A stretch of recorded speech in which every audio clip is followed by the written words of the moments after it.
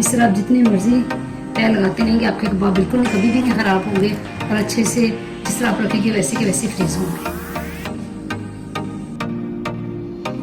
अस्सलाम वालेकुम। आज मैं आप लोगों के साथ फ्रोज़न कबाब की रेसिपी शेयर करूंगी। इस रेसिपी के लिए जो चीज़ें मैं इस्तेमाल कर रही हूँ वो ये हैं कि मेरे पास 1 किलो बोनलेस कीमा है।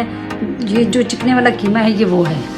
इसके अलावा मसालों में मेरे पास ये तिक्का मसाला है 1 टीस्पून, क्रश मिर्चें हैं 1 teaspoon, half tea spoon mix herbs हैं, हाफ टी स्पून सफ़ेद ज़ीरा है, 1 टीस्पून के करीब ये सूखा धनिया है, हाफ टी स्पून नमक है, half tea spoon chaat masala है, हाफ टी स्पून गरम मसाला है।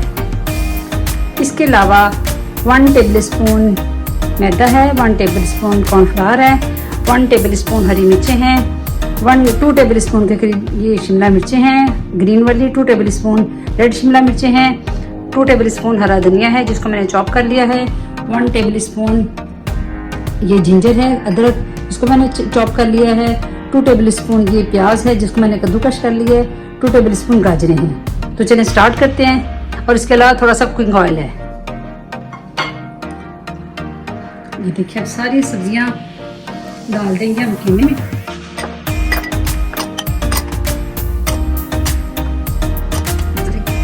अब इनको अच्छे से मिक्स कर लेते हैं।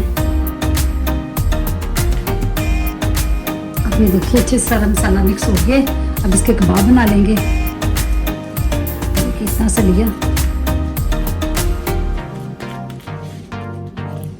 ये आप 2 हफ्ते के लिए इस तरह फ्रीजर में रख सकते हैं। जब भी निकाला आराम से ये आप इसको फ्रीज ही किए हुए इसको आप डायरेक्ट तवे के ऊपर या पैन में रखें। आप इसको डिफ्रॉस्ट मत कीजिएगा वरना ये पानी छोड़ देते हैं और अच्छे नहीं बनते। ये देखिए इस तरह के अंदर अपने सारे कबाब तैयार कर लेंगे।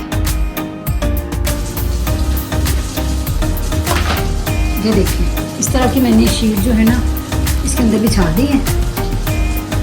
ये एक बॉक्स है और इस तरह सारे अपने कबाब बना के आप जो भी शेप देना चाहें आप दे दें। इस तरह के सारे कबाब बना के तो हम इसको फ्रीज करेंगे। ये देखिए एक और मैंने इसके ऊपर इसकी शीट बिछा के एक और तय लगा दी थी। अब एक और शीट बिछाएंगे।